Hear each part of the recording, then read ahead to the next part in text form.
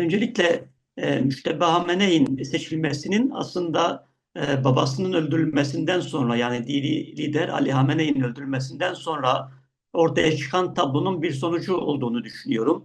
Daha önce ismi babasından sonrasındaki dini liderlik için adı geçse de daha önce bu kadar güçlü bir aday pozisyonunda değildi.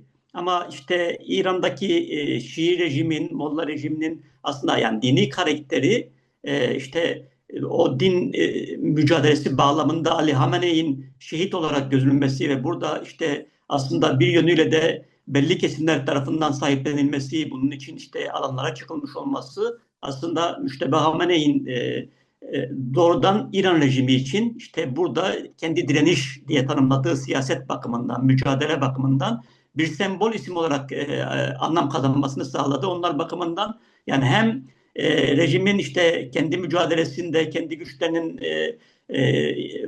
güçlerini koruduğunu göstermesi bakımından bir anlamı var. Öbür taraftan da muhtemelen yani olası bir uzlaşma arayışının yani ABD ve İsrail'le ondan sonraki sürecin böyle bir etkili bir isim üzerinden olmasının da hesabı yapılmış olabilir. Yani bugünden elbette ki çok boyutlu sonuçlar çıkarmak ötesine dair çok açık sonuçlar ortaya koymak çok mümkün değil.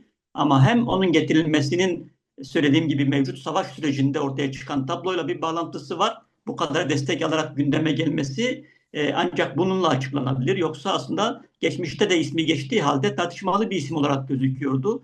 Dini liderlik bakımından ama şimdi bu tartışmaları arkadan bırakan ve rejimin ayakta olduğunu, kalacağını işte sembolize etmek üzere başa getirilmiş bir lider gibi duruyor.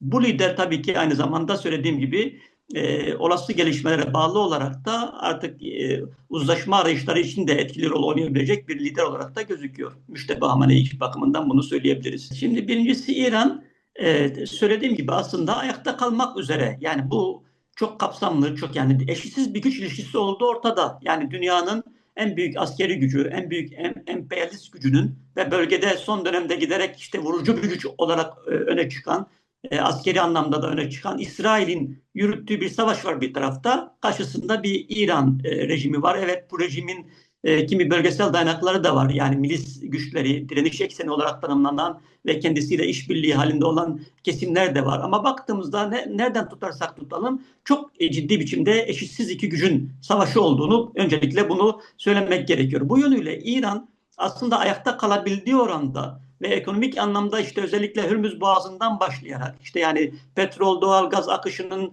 durdurulması, bölge ekonomisinin ve aslında bunun bir devamı olarak dünya ekonomisinin zorlanacağı bir noktaya sürüklenmesi yani kendisinin ayakta kaldığı oranda bu zorluklar ortaya çıkacak ve bunlara bağlı olarak aslında savaşın bitirilmesi ve dolayısıyla rejimin ayakta kalabileceği bir denklemin ortaya çıkması biçiminde bir siyaset yürütmeye çalışıyor.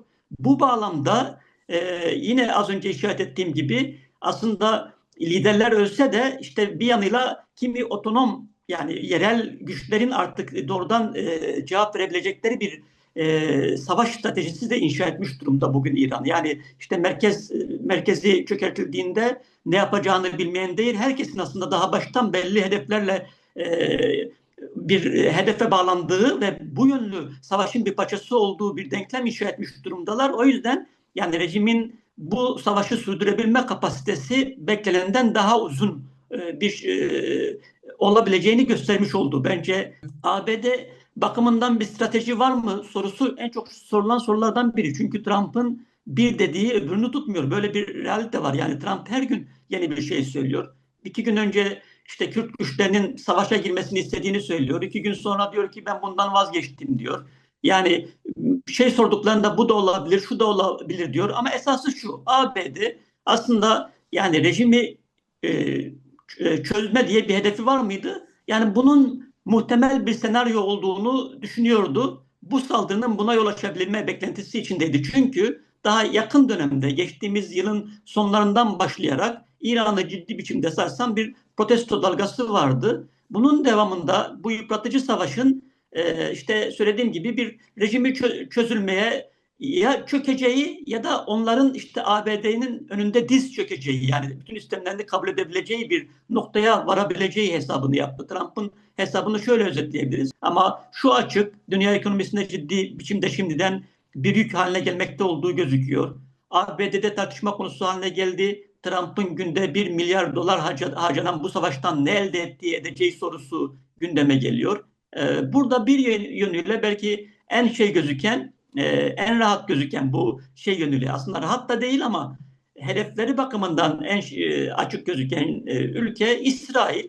İsrail bölgede İran'ı geriletmeden, İran rejimini az önce söylediğim gibi bir kaosa sürüklemeden, İran'ın bölünmesi senaryosu da bunun bir parçasıdır. Bu noktaya getirmeden kendisinin bölgede aslında istediği düzeyde kontrolü sağlayamayacağını düşünüyor. Bunu güvenlik diye tarif ediyor ama aslında güvenlik meselesinden çıktı. Bu savaş aynı zamanda İsrail halkı için de, oradaki insanlar için de güvenlik sorunu yaratan, ölümü, kaygıyı, güvensizliği getiren bir savaş durumunda ama Netanyahu yönetimi bunu bu biçimde tarif ediyor. Yani Siyonist yönetim bunu işte söylediğim gibi kendi bölgesel stratejisi bakımından zorunlu bir hamle olarak görüyor. Halka da böyle bir propaganda yapıyor. Ama pratikte aslında İsrail halkının da bu biçimde güvende olamayacağını gösteren bir noktadadır aslında savaşın bugünkü seyri. Kıbrıs meselesi tabii bir süredir aslında gündemde olan İsrail'in Kıbrıs yönetimiyle aynı zamanda Yunanistan'la bir biçimde daha stratejik işbirliği noktasında hamleler yürütmeye çalıştığı bir dönemden de geçtik.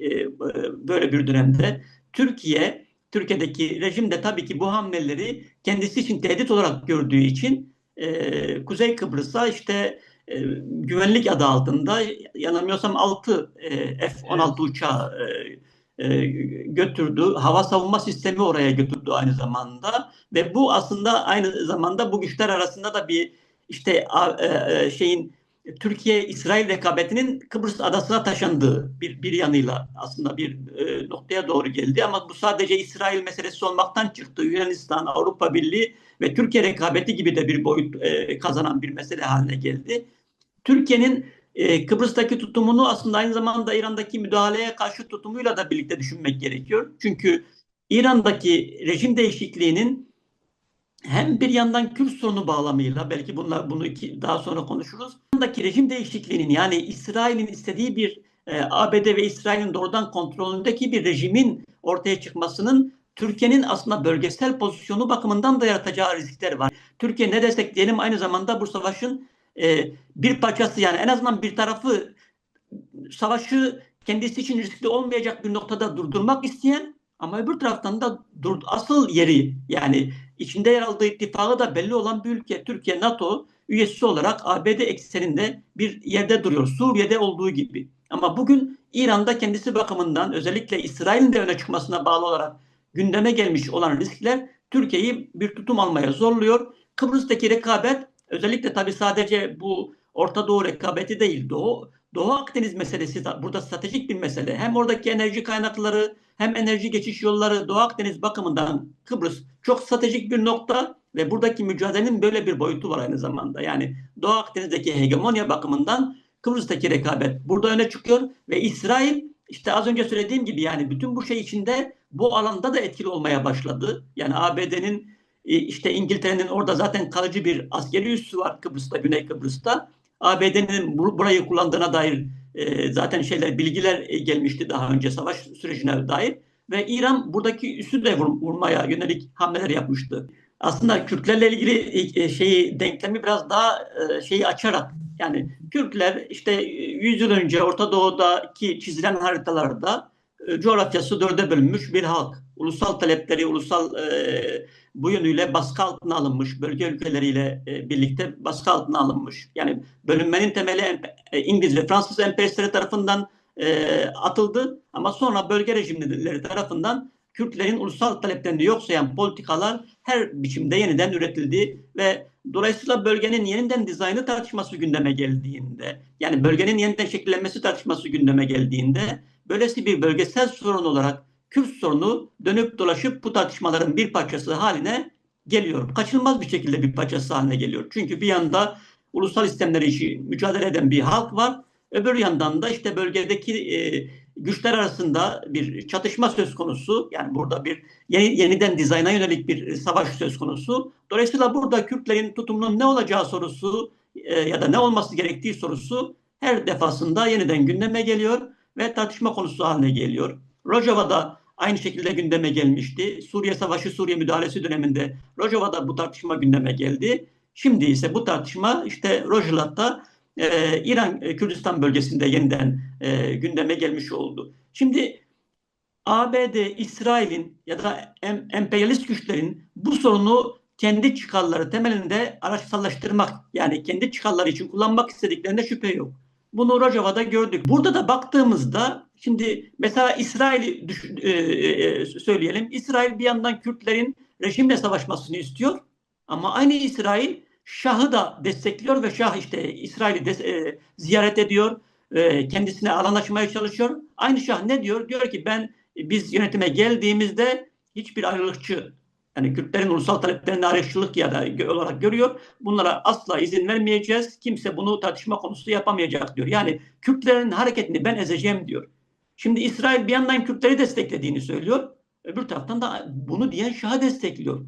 Bu bile sadece bunların derdinin Kürtlerin ulusal özgürlük talebini, mücadelesini araçsallaştırmak olduğunu bize göstermiş oluyor. Yani kendi çıkarları için kullanmak olduğunu gösteriyor. Onların, Kürtlerin kendi kaderini tayin etme hakkı, kendi geleceklerini belirleme hakkı diye bir tutum, bir sorunu yok. Yani Kürtlerin dolayısıyla böyle bir denklem söz konusuyken dikkat etmesi, yani böyle bir pozisyona düşmemesi aslında diğer bölge halklarıyla beraber yaşamak ama aynı zamanda kendi ulusal taleplerini gerçekleştirecek bir yani süreci inşa edebilmek bakımından önem taşıyor. Yani ilk başta ABD ve İsrail'in saldırısı bir fırsat gibi gözükebilir Kürtler bakımından ama bunların bu sorunu araçsallaştırma tutumu Kürtleri çok daha büyük bir tehditle yüzüstü bırakma potansiyeli, ihtimali yaratıyor. Bu iki boyutu unutmadan konuşmak gerekiyor. Peki bu durumda ne yapmak gerekiyor? Sorusu tabii ki elbette ki önemli. Yani böyle bir savaşta sadece seyirci kalmak bir çözüm değil. Kürtlerin, daha işte ifade ettim, sadece Kürtlerin değil, İran halklarının önemli bir kısmı rejimden rahatsızdı. İşte son protestolar bir kez daha bize bunu göstermişti. Şimdi böyle bir denklemde yapılması gereken şey halkın öz örgütlüğüne dayalı bir mücadelenin inşa edilmesidir. Yani bugün Kürtlerin temel işte siyasi güçler ittifakı ortaya çıktı. Bu ittifak ilk açıkladığı planı neyse aslında buna sadık kalmalıdır. Bu planda söylediği şey şudur. Birinci olarak istenen şey orada bir Kürtlerin statü sahibi olmasıdır. İran, Kürdistan'da Kürtlerin statü sahibi olmasıdır. Bunun için aynı zamanda işte Molla rejiminin devrilmesi için İran'daki diğer demokratik güçlerle işbirliği ve mücadele ortaklığı kararı alınmıştır bu bağlamda. Bugünün ihtiyacı da aslında kendileri bakımından budur. Önce halkın kendi örgütlüğünü inşa etmesi, bunu sağlaması, güçlendirmesi ve diğer İran'ın diğer haklarıyla toplumsal kesimlerle beraber mücadeleyle demokratik bir geleceği birlikte inşa etmesi. Bugün tutulması gereken yol budur. Öbürü söylediğim gibi emperyalistlerin burada bu mücadeleyi kendi çıkarları için kullanma politikası Kürtleri çok daha ciddi tehditlerle yüze bırakabilir. Yani rejim değişikliği velev ki oldu. Suriye örneğinden çok daha ciddi sonuçları olabilecek bir saldırıya açık hale gelebilirler Kürtler böyle bir şeyde. Ve üstelik yani Kürtler diğer bölge halklarıyla beraber yaşamak zorunda olan halklar. Yani ABD'nin işte oraya müdahale edip gitmesi meselesinin ötesinde Kürtler bu coğrafyanın bir asli unsuru ve diğer unsurlarıyla beraber demokratik bir biçimde kendi yaşamlarını inşa etmeden yani geleceklerini güvenceye alamazlar. Bu diğer bölge halkları bakımından da aynı biçimde geçerli. Bu durumda şunu da ifade etmek gerekiyor. Türkiye başta olmak üzere bölge rejimleri ne yapıyorlar? Mesela Türkiye'deki iktidar şimdi bir süreç yürütüyor Türkiye'de. Ama öbür taraftan diyor ki işte İran'da Kürtlerin durumunu yakından izliyoruz. Şimdi bunu her defasında altını çize söylemek gerekiyor. Türkiye'de kendi Kürtlerinin sorununu hak eşitliği temelinde çözmüş, demokratik temelde çözmüş bir Türkiye için ne Irak'ta, ne İran'da, ne Suriye'de Kürtlerin herhangi bir statü sahibi olması ya da herhangi bir mücadele örgütü birlikteliği kurması bir tehdit oluşturmaz. Kürt'ün Suriye'de, İran'da örgütlenmesinin, mücadelesinin tehdit olarak algılanmasının nedeni kendi toprağında Kürt'e aslında kendi ulusal taleplerini, haklarını vermemiş olmasıdır. bu yaklaşımlar da kabul edilemez.